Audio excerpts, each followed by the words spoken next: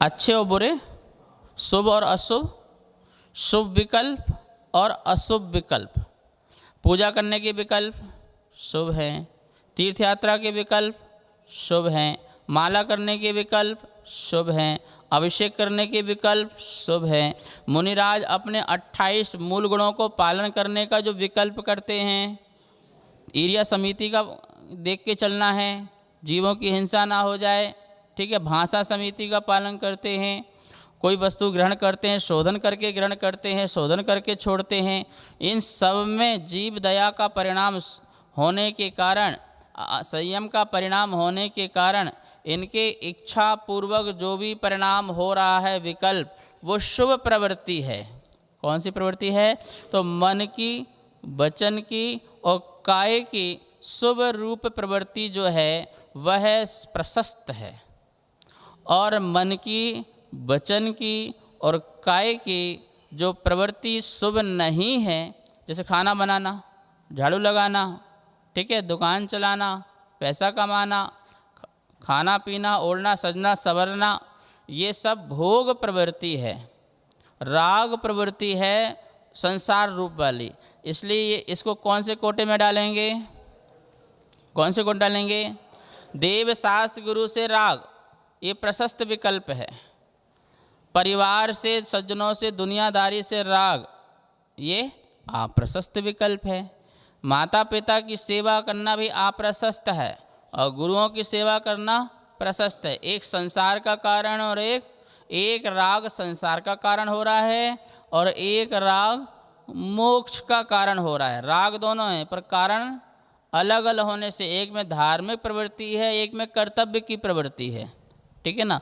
तो इस प्रकार से प्रशस्त और अप्रशस्त, और दोनों ही भाव कैसे हैं? इजिकल टू पर भाव। प्रशस्त से शुभ बंध होगा, पुण्य बंध होगा, तो पुण्य का बंध बंधेगा तो पुण्य का उदय भी आएगा, तो उदय आएगा तो फल भी भोगना पड़ेगा, तो संसार में तो फल भोगना पड़ेगा, मोक्ष में थोड़ी फल भोगोगे उदय पुण्य का। और पाप का बंध होगा तो पाप का बंध होगा तो पाप का उदय आएगा, तो पाप का उदय भी कहाँ भोगोगे? संसार अवस्था में। तो दोनों का उदय का फल कहाँ भोगना पड़ेगा? तीर्थंकर को भी, वो चाहे अभी मुझे मोक्ष हो जाए तो हो नहीं पाएगा, उनको भी पुण्य प्रगति का पूरा फल भोगने के बाद ही क्या होगे? जो उन्होंने निकाचित कर्म बांधा है, जिसको भोगना ही पड़ता है, उसमें कम ज़्यादा नहीं होने वाला ऐसा कर्म का उदय क्या करना पड़ेगा? देव पर्याय में अकाल मरण नहीं है, तो जितनी आयु है भोगना ही पड़ेगी। लंबी आयु मिले, पुण्य से मिले, भोग मिले, ये भोग भोगना ही पड़ेंगे। क्या करोगे भाई बताओ? पर मनुष्य पर्याय में घटबड़ कर सकते हैं, लेकिन तीर्थंकर प्रगति बंद बन जाए तो फिर उसको थोड़ी वो कम कर जाएगा, वो तो भोगना ही महापुण्य प्रगति है तीर्थंकर प्रगति। समोषण लगना, ये लगना, जितनी आयु है आयु कर्म में उत्कृष्ट बन गई, चरम शरीरी हैं, तो अब अकाल मरण भी नहीं है, आयु भी नहीं घट सकती, कुछ नहीं हो सकता, उसे भोगना ही। तो देखो पहले हमने पुण्य प्रगति बांधी, तीर्थंकर प्रगति प्रशस्त भाव से बांधे, 16 कर्ण भावना का भावना भाया, ठीक है, साधु भैया वृत्ति, अरहंत भैया वृत्ति, सिद्ध भैया वृत्ति आदि 5 प्रकार के पंच परमेष्टियों के प्रति, श्रुत के प्रति और सम्यक दर्शन, इन हमने 16 कर्ण भावना भाया, तो उससे पुण्य प्रगति बंधी, तो उसको आपको संसार में भोगना पड़ा या नहीं पड़ा ये बताओ। तो ये नहीं कह रहे कि कल से करना बंद कर दो कि भैया संसार में भोगना पड़ेगा तो भैया हमें ये भी नहीं करना, तो तुम्हारे पास ऑप्शन में पाप ही रहेगा। जब तक आत्मज्ञानी नहीं बने, सदा के लिए ध्यान में नहीं डूबे, तब तक तो पुरुषार्थ पूर्वक प्रशस्त का ही पुरुषार्थ करना है। क्या करना है? जब तक आत्मज्ञानी नहीं बने, क्या नहीं बने? आत्मज्ञानी इजिकल टू शुद्धोपयोगी, ध्यानी मुनिराज, प्रमादी मुनिराज भी नहीं, दो प्रमाद और अप्रमाद। जब तक मुनिराज प्रवचन कर रहे हैं, आहार कर रहे हैं, भावलिंगी हैं, पर वो प्रमाद छठम गुण स्थानवर्ती हैं, और जब वो ध्यान शुद्धोपयोग में सप्तम अट्ठम गुण स्थान में पहुँच जाएं, वो आत्मज्ञानी मुनिराज हैं। जब तक हमारी स्टेज वहाँ तक नहीं पहुँची है, तब तक आत्म ध्यान की, आत्मज्ञान बनने की जिज्ञासा बनी रहना, इच्छा बनी रहना, हमें ऐसा ही होना है, वो भावना भाते रहना, और उस तक पहुंचने के लिए प्रयास रूप में भक्ति का मार्ग, ज्ञान का मार्ग भी अपनाते रहना, शुभ कार्य भी करते रहना। ठीक है ना? तो इस बात का हमको ध्यान रखना है। और अप्रशस्त जितने हैं उनसे विरक्त होना, उनसे प्रवृत्ति हटाना, बुद्धिपूर्वक कम करना, ज़्यादा नहीं करना। उनमें जितना जितना पांच इंद्रिय के भोगों को तुम कम करते जाओगे, कम करते जाओगे, कम करते जाओगे, तुम्हारा सुख बढ़ेगा। और जैसे सुख बढ़ेगा तो फिर आत्म ध्यान करने की कोशिश होगी, तो प्रवृत्ति बढ़ेगी। और शुभ ध्यान छोड़ना नहीं पड़ता है, छूट जाता है। क्या बोले? पाप छोड़ना पड़ता है, ध्यान रखना। क्या? पुण्य छोड़ना नहीं पड़ता है, पुण्य अपने आप छूटते जाता है। कैसे?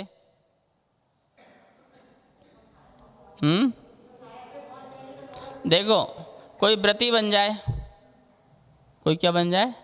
व्रती बन जाए। तो अब व्रती बन करके आहार दान आज दे रहा नहीं दे रहा? पहला प्रतिमाधारी, दूसरा प्रतिमाधारी अपना अतिथि को आहार भी देता है, तो पुण्य का बंध हुआ नहीं हुआ?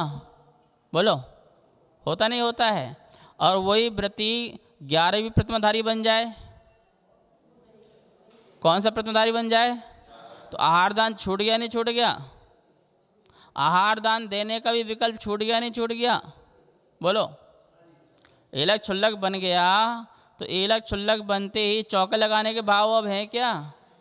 लेकिन जब सप्तम प्रतिमाधारी था तो मुनिराज आए और चौका न लगाए, ऐसा हो ही नहीं सकता। पहले मुनि को कराएगा, फिर स्वयं करेगा। अच्छा अच्छा बना के खिलाने का भाव होगा, दान देने का भाव होगा, कमा के दान देने का परिणाम होगा। और जैसे ही सप्तम से 11 प्रतिमा में पहुंचा, तो अब चौका लगाने का नहीं, तो वो वाला पुण्य खत्म हो गया नहीं हो गया?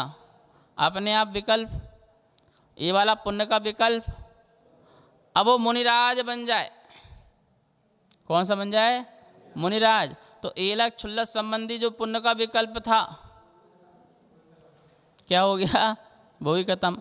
अब वो मुनिराज ध्यान में चले जाएं। कहाँ चले जाएं? तो अब मुझे पीछे से मार्जन करना है, मुझे चीटी मकोड़े अलग करना है, मुझे प्रवचन देना है, मुझे शास्त्र लिखना है, मुझे उपदेश देना है, मुझे जन कल्याण करना है, लोगों को धर्म सिखाना है। ऐसा जो प्रशस्त विकल्प था, मुझे अभिषेक महोत्सव करना है, मुझे पंचकर्ण करना है, मुझे तीर्थ बनाना है और जैन समाज की प्रभावना हो, ऐसा पर कल्याण का भी जो परिणाम था, वो परिणाम भी क्या हो गया? और अपने स्व कल्याण में भी जो प्रवृत्ति थी शुभ, कि मुझे पिछी उठा करके ऐसे नमोस्तु करना है, ये करना है, ये जो अपना द्रव्य मन वचन काय का था, वो भी विकल्प। तो उस रूप पुण्य चला गया नहीं चला गया? ठीक है ना? तो पुण्य छूटते जा रहा है नहीं छूटते जा रहा?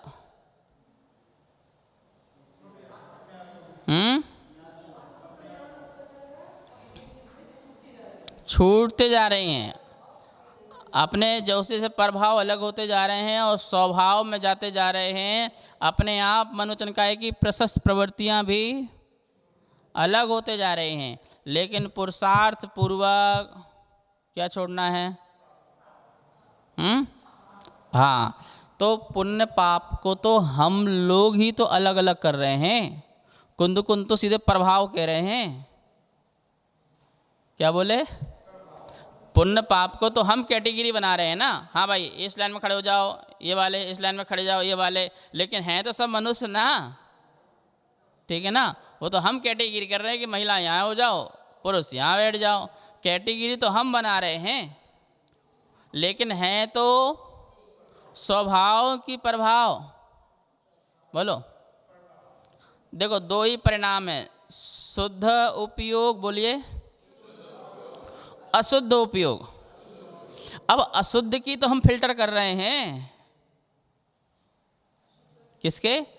हम अशुद्ध को फिल्टर कर रहे, नहीं नहीं नहीं, अशुद्ध में थोड़ा सा ये वाला जो परिणाम है ना थोड़ा सा ठीक है, ये वाला जो थोड़ा ठीक नहीं है। हम इस सामान में छांटते गोला रखे हैं ना, तो गोले तो सारे हैं, और फिर क्या करोगे? नहीं गोले तो सारे हैं पर ये 2 3 4 है ना, ये बादाम बादाम तो सारे ही हैं पर ये वाली बादाम चढ़ाने लायक है और ये वाली खाने लायक है, ये फेंकने लायक है। तो छांट कौन रहा है? हम ही छांट रहे। ऐसी परभाव तो सारे ही प्रभाव हैं, परभाव से नियम से बंद होना ही होना है। जो पर के निमित्त से हमारे परिणाम प्रकट होंगे उससे बंद होना ही होना है। बंद इज इक्वल टू कर्म संसार। तो इसको आचार्य आगे जाके बताएंगे कि भैया चाहे सोने की बेड़ी हो चाहे लोहे की बेड़ी हो, क्या बताएंगे? क्या भैया तुम्हें सोने की बेड़ी से जेल में बंद कर दिया जाए कैसा लगेगा? सोने का बढ़िया फीलिंग होना चाहिए जेल में, अनिल है। और क्या बोलते कि लोहे की बेड़ी से बंद किया जाए, बताओ? नहीं नहीं हम तो कितने भाग्यवान हैं, कम से कम अरे भैया नज़र बंद भी बंदी है। क्या है? जेल होती है, नज़र बंद भी जेल कहलाती है।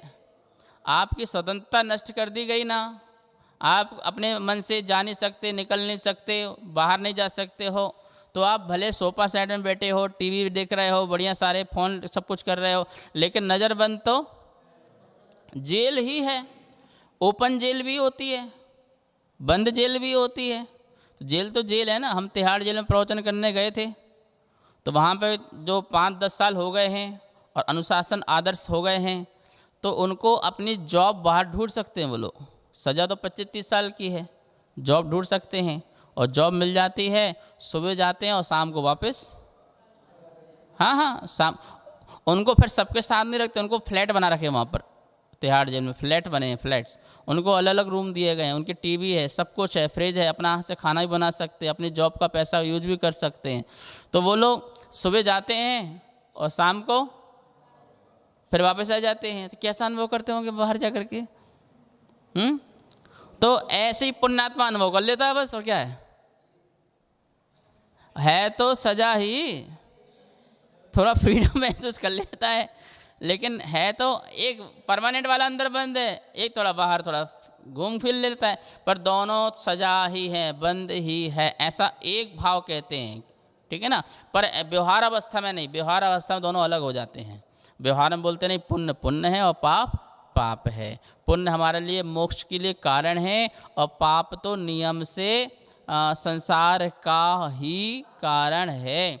इसलिए पुरुषार्थ पूर्वक पहले पाप के भाव, पाप के कार्य छोड़े जाते हैं और पुरुषार्थ पूर्वक पुण्य के कार्य, पुण्य के भाव, प्रशस्त कार्यों को जोड़ा जाता है। सबसे पहले ये काम किया जाता है, और जब वो जीव और आगे बढ़ने लगता है और प्रवृत्ति मार्ग में बढ़ता है तो ये कार्य अपने आप बार बार छूटते जाते हैं। अब मुनि को अभिषेक करने का विकल्प कहाँ है?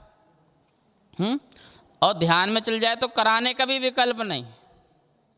क्या चला जाए तो वो विकल्प भी कदम, तो छोड़ना कहाँ पड़ा? छूट गया। क्या हुआ? छोड़ना नहीं पड़ता है, छूट जाता है। इस बात का ध्यान रखना। पुण्य तो सिर्फ किस काम के लिए है? पुण्य किसके लिए है? मात्र एक टेम्परेरी उपाय है। क्या है? एक टेम्परेरी इलाज है। ठीक है ना? ऊपर से लेप लगाना है, बुखार आ जाए तो पानी की पट्टी लगाना है, टेम्परेरी उपाय है। लेकिन परमानेंट बुखार ही ना आए, ये शुद्धोपयोग। बुखार आया तो पुण्य का लेप लगाना, ये परमानेंट उपाय है क्या? बोले परमानेंट उपाय नहीं है, ये भी परभाव ही है। ऐसा ध्यान रख। कितना सुंदर जैन धर्म है कि इतनी भी तुमको और स्वतंत्र कर देते हैं, बिल्कुल निर्विकल्प कर देते हैं। तो ये तो पाप का कांटा लग गया है तो पुण्य के कांटे से निकालना है, क्योंकि कहावत क्या है? कांटा कांटे से निकलता है। क्या निकलता? बोलो। सुई भी कांटा ही है। सुई भी क्या है? कांटा ही है। और जो पैर में कांटा चुभ गया वो भी कांटा है। तो एक कांटे को निकालना है तो दूसरा कांटा होना जरूरी है। पैर में चुभ गया कांटा, क्या करोगे? लंगड़ाते रहोगे क्या? पाप से दुखी होते रहोगे क्या? पाप से संसार में रुलते रहोगे क्या? परेशान होते रहोगे क्या? बोले नहीं, इस परेशानी का हल ढूंढो, इस दुख का हल ढूंढो। तो उसके लिए क्या करना पड़ेगा? एक सुई उठाई और कांटे को कांटे से, सुनो, जब कांटा से कांटा निकल जाए तो दोनों कांटों की वैल्यू खत्म हो जाती है। क्या बोले? उस कांटे की वैल्यू कब तक है? सुई की वैल्यू कब तक है? लेकिन इसका ये मतलब नहीं कि सुई रखना बंद कर दें। ना जाने कब काम, ना जाने पुण्य कब काम, धर्म के लिए, मुनि बनने के लिए, शुद्धोपयोग के लिए, अरहंत बनने के लिए, ना जाने कब काम आ जाए। इसलिए सुई रखते हैं पर विकल्प नहीं करते हैं। हाँ मेरे पास सुई है, जब कांटा लगेगा मैं निकाल लूँगा। अरे ऐसे थोड़ी परिणाम करना है, रखा है तो रखा है। ऐसे ही जब कांटा लगा तो दोनों कांटों की एक साथ वैल्यू खत्म हो जाती है। फिर कोई सुई की महिमा नहीं गाता, सुई के कोई गीत नहीं गाता, निकला तो दोनों ही, क्योंकि सुखी जो हो गया आत्मा, क्या हो गया? दुख दूर हो गया, सुखी हो गया। और शुद्धोपयोग महासुखी का खजाना है। तो जो हो गया तो फिर वहाँ काय के पुण्य का विकल्प? समोषण लग रहा है, इनको विकल्प है क्या? इतने लोग आ रहे जा रहे, नमस्कार करें, को विकल्प है क्या? परम सुखी है, तुम्हारा क्यों थोड़ा सा विकल्प कर सुखी होंगे? देखो तो कितने लोग द्वारका के अच्छे हैं, सुबह सुबह आकर हमारे दर्शन कर लेते हैं, बैठ जाते हैं। क्यों इतना सा विकल्प पाएंगे क्या? इतना सुखी होंगे क्या? और फिर तुम चले जाओगे तो फिर दुखी होना पड़ेगा ना।